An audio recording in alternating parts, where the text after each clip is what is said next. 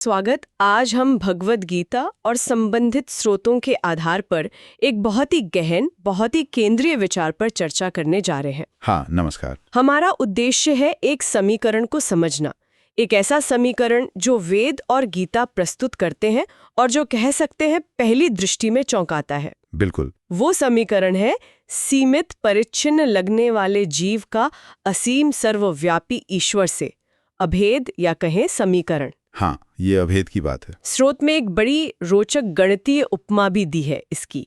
जैसे किसी को कहें 6 + 3 = 191। तो पहले तो बहुत आश्चर्य होगा, ये कैसे बराबर हो सकता है, किंतु गणना करें तो पता चलता है हाँ, दोनों 9 ही हैं। सही है। तो कुछ ऐसा ही इस जीव ईश्वर समीकरण के साथ है ना? आइए इसे थोड़ा समझने का प्रयत्न करते हैं। हाँ, बिल्कुल। और ये समीकरण, जैसा आपने कहा, ऊपरी तौर पर तो सर्वथा असंभव ही लगता है। हाँ, हम अपने अनुभव में देखते हैं कि कोई भी दो वस्तुएं कभी पूर्ण रूप से एक नहीं हो सकती। पिता पुत्र में कितनी भी समानता हो, पर वो एक तो नहीं है ना। नहीं, भिन्न है। एक जैसे दिखने वाले दो घट भी वो भिन्न ही हैं। क्यों? क्योंकि वो भिन्न देश में भिन्न काल में स्थित हैं। सही बात। तो फिर एक सीमित व्यक्ति और एक असीम ईश्वर, इनमें पूर्ण अभेद ये कैसे संभव है? यही तो प्रश्न है। यहीं पर आप देखें, साधारण तर्क की जो है सीमा आ जाती है। तो ये सचमुच एक गहरा प्रश्न बन जाता है। अगर हमारा प्रत्यक्ष अनुभव और सामान्य तर्क इसे असंभव मानता है, तो फिर वेद किस आधार पर ये समीकरण प्रस्तुत कर रहे हैं?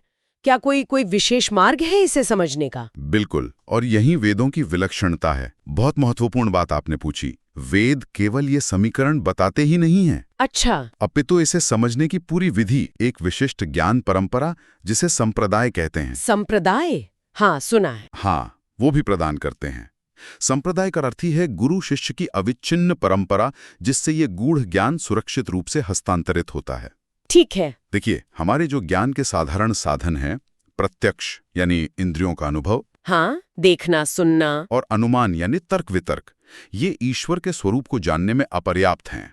वो भौतिक जगत तक ही सीमित है ना। हाँ, उनकी पहुंच वहीं तक है। यहीं वेद स्वयं एक विशिष्ट अपौरुषेय यानी किसी पुरुष या व्यक्ति द्वारा न रचे गए ज्ञान के साधन के रूप में सामने आते हैं।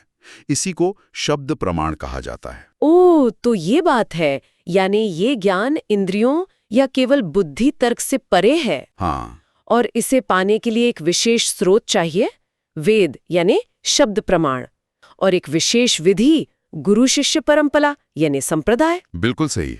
ये तो अपने आप में एक बहुत महत्वपूर्ण दृष्टि है। तो फिर ये समीकरण, जिसे शब्द प्रमाण से जानना है, इसका स्वरूप क्या है? ये किस तरह की एकता है? हाँ, देखिए, ये कोई भौतिक या शाब्दिक समानता नहीं है। ऐसा बिल्कुल नहीं है कि जीव और ईश्वर दो अलग अलग वस्तुएं थीं जो किसी तरह से बराबर हो गईं। ये समीकरण इशारा करता है उस अंतर्निहित, उस आधारभूत सत्य की ओर, जो दोनों का, जीव का भी और ईश्वर का भी वास्तविक स्वरूप है। आधारभूत सत्य की ओर? कैसे, कोई उदाहरण? हाँ, जैसे मिट्टी से बना हुआ घट। ठीक है, घड़ा। हाँ, घड़ा। घट का अपना नाम है, रूप है, उसका उपयोग है, वो सीमित है, देशकाल में बंधा है। किंतु घट का पारमार्थिक सत्य क्या है? मिट्टी। मिट्टी ही है। मिट्टी के बिना घट का कोई अस्तित्व ही नहीं है।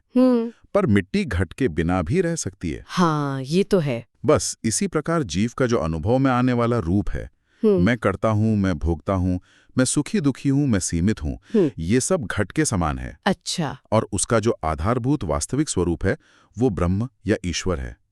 वो मिट्टी के समान परम सत्य है, असीम है, नित्य है। इसने घट और मिट्टी की उपमा, इसने तो बात बहुत स्पष्ट कर दी। तो क्या मैं ये समझूं कि जो जगत हम अनुभव करते हैं और स्वयं को जिस कर्ता भोक्ता रूप में अनुभव करते हैं, वो सत्य नहीं है? उसको शास्त्रों में एक विशेष शब्द दिया गया है, मिथ्या। मिथ्या? हाँ, अब ये मिथ्या शब्द जो है, इसे बहुत ठीक से समझना आवश्यक है। मिथ्या का अर्थ असत्य नहीं है। जैसे हम कहें 2 + 2 = 5, यह सत्य है, अनुरित है। हाँ, वो तो गलत है। मिथ्या वो नहीं है। और मिथ्या का अर्थ अभाव या तुच्छ भी नहीं है, जैसे आकाश पुष्प या खरगोश के सींग, जिनका कोई अस्तित्व ही नहीं है। ठीक, तो फिर मिथ्या क्या है? मिथ्या का अर्थ है अनिर्वाचनीय। अनिर्वाचनीय मतलब? यानी जिसे उसके आधारभूत सत्य, जैसे घट के लिए मिट्टी या जगत के लिए ब्रह्म, उससे पृथक स्वतंत्र रूप से न तो हम सत कह सकते हैं यानी पूर्णतः वास्तविक, और न ही असत कह सकते हैं यानी पूर्णतः अवास्तविक या अभाव रूप। अच्छा, ये तो बड़ा सूक्ष्म है। हाँ, घट मिट्टी पर आश्रित है। मिट्टी से अलग उसका अपना कोई स्वतंत्र अस्तित्व नहीं है, किंतु अनुभव में तो आता है ना। बिल्कुल, अनुभव में तो आता है, दिखता है, प्रयोग होता है। बिल्कुल। इसी प्रकार ये जगत और हमारा ये सीमित मैं का भाव, ये ब्रह्म पर आश्रित हैं। ब्रह्म से पृथक इनका कोई स्वतंत्र अस्तित्व नहीं है, किंतु ये अनुभव में आते हैं। तो ये ब्रह्म के समान परमार्थिक सत्य नहीं है, पर आकाश पुष्प के समान तुच्छ या अभाव रूप भी नहीं है। समझ गए। ये मिथ्या की व्याख्या बहुत बहुत गहन है। तो अगर हमारा ये अनुभव किया जाने वाला कर्ता भाव, ये सीमित मैं, घट के समान मिथ्या है, तो इस समझ का, इस ज्ञान का परिणाम क्या होता है? इसका व्यवहारिक प्रभाव क्या है जीवन पर?